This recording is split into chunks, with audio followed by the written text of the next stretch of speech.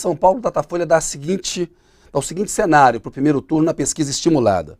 Fernando Haddad, do PT, tem 35, Tarcísio de Freitas, Republicanos, 21, Rodrigo Garcia, PSDB, 15, Carol Vigliar, Unidade Popular, 2, Gabriel Colombo, PCB, 1%, Antônio Jorge, Democracia Cristã, 1%, Elvis César, PDT, 1%, Vinícius Poit, Novo, 1%, Edson Dorta, PCO, 1%, Altino Júnior, PSTU, 1%.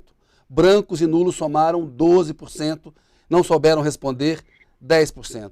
Toledo, queria começar com você. Me parece natural que com o início do horário eleitoral gratuito, e o Tarcísio de Freitas e o Rodrigo Garcia fazendo a propaganda, eles que estavam num patamar mais baixo, tenham subido alguma coisa e que o Haddad tenha perdido alguma coisa ali, 3 pontos em relação à pesquisa anterior. Ele tinha 38 na última, está com 35 agora. Queria a sua análise sobre São Paulo, Toledo.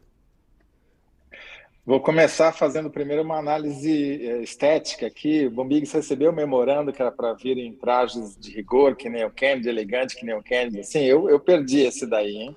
O Toledo, eu perdi. Não, eles precisavam tirar uma foto minha para colocar aqui nos negócios da programação do UOL. Aí eu não vim de camiseta, mas é só hoje. O esporte está adotado na análise de pesquisas. Então. Foi só hoje. Aí, enfim, hoje ele dando um show. Toledo, hoje ele traiu a equipe aqui, não avisou a gente. Tudo bem, mas tudo bem. O Kennedy merece, Kennedy merece. Vamos lá, bom, Toledo. Vamos lá, São Paulo.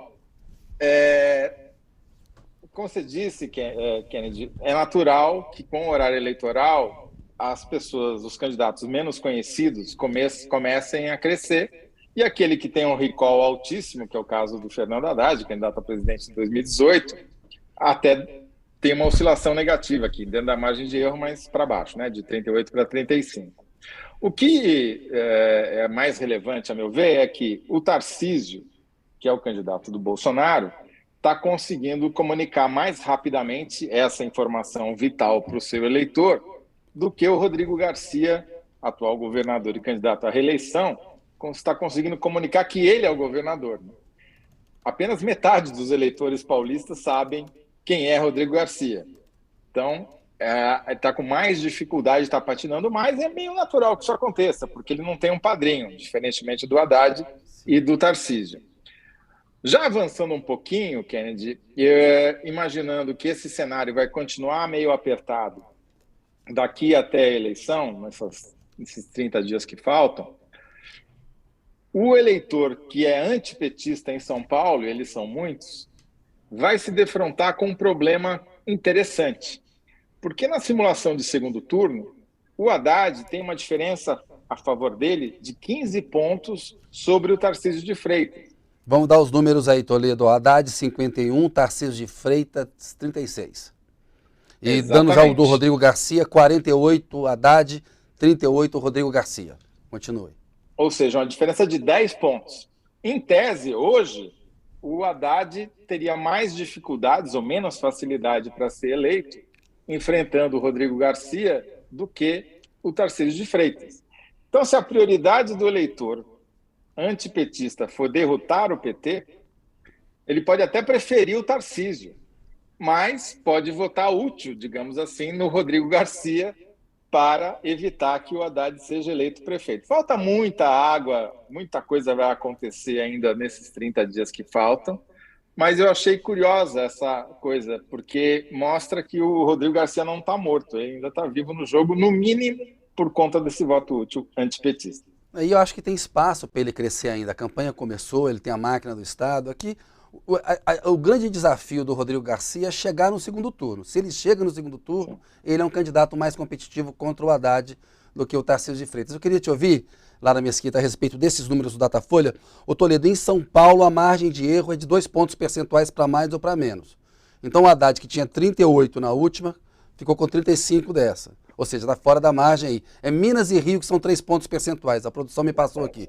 Está ali, a gente sabe que está perto. É só para poder precisar. É que é 2 para cima e 2 para baixo. Exatamente. Exato. Então, mas enfim. Mas em tese... Mas tudo bem.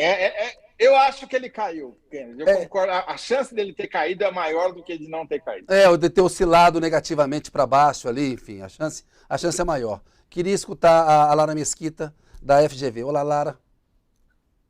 Olá. O que mais me chamou a atenção nessa divulgação do Datafolha é a incapacidade do governador Rodrigo Garcia de diminuir a sua diferença para o Tarcísio de Freitas, para o ex-ministro. Se a gente olha, a reta dos dois são paralelas.